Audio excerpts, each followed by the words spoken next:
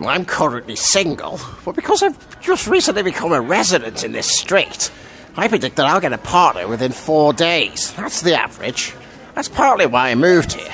The other reason I moved here was to tear it down as part of a new business opportunity to build yuppie flats in the centre of Manchester. But for the last couple of weeks, I have to live on site to be part of the plans.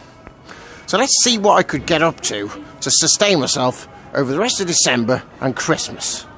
I've tried going in the bistro, but the prices in there are so high that I couldn't afford to pay them.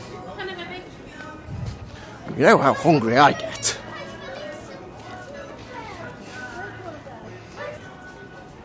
And what else is still on this street?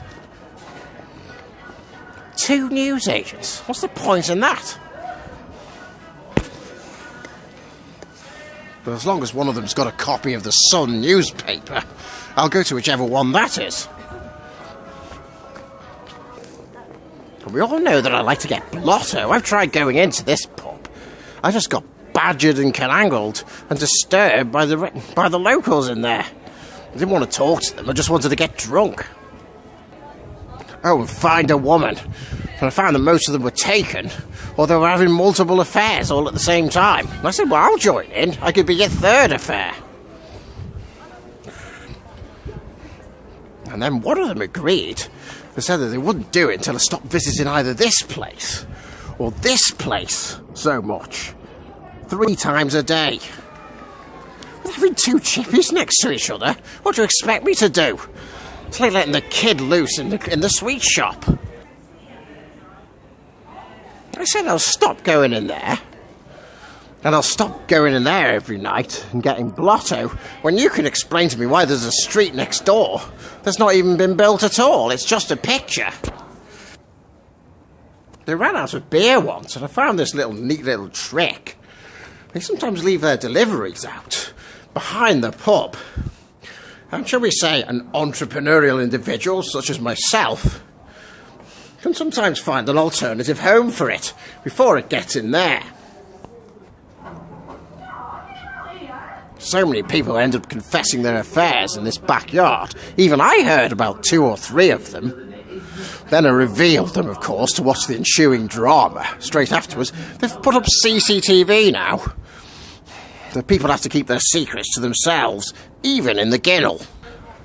I'm going to tell you a very sad and desperate tale. Once I couldn't find the beer barrel at the back of the Rovers, and they'd barred me. I was feeling so keen for a drink. I tried to call in here, or here, to see if they had anything in. But it was after 10 o'clock on a Sunday. Why couldn't they be open? 10 o'clock's not good enough. It should be 24 hour. So I had to go in here. This was still open. But the Prosecco was all they had left. It was 51 quid. In the amount I wanted to drink. Nick thought it was a little bit strange. He still served me. After all, he has a business to run. And I have cash, disposable income, that I tend to dispose of every week. So I've got no savings left. Not to mention the fact that I've got a big red sports car and I didn't bank on how small this street was.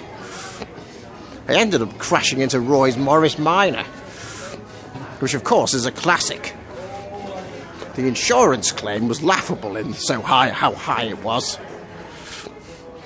Both of our cars couldn't fit in the garage at the same time, so I had to go without driving for a whole month.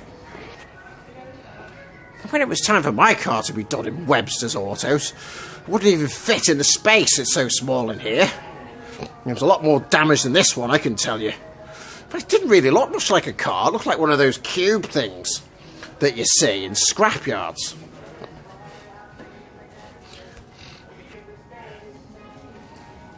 Even though Kevin doesn't like me, I can see he was trying to treat me as a mate.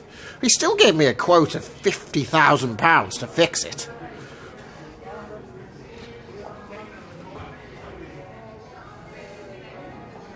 He said it would mean that he could get a bigger garage, and that's what he's done. He's scrapping this place, just like he more or less scrapped my car.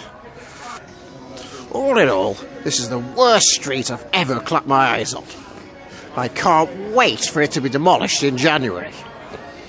and for a load of yuppie flats that look exactly the same as each other to be built in its place. I'll be living in one. There is one saving grace about me being a resident on this street in this last couple of weeks. Everybody's unanimous that I'm nowhere near as bad as this dickhead, Norris Cole. In fact, they say that I'm one of the best ever people who've ever lived in this street when lined up against this guy.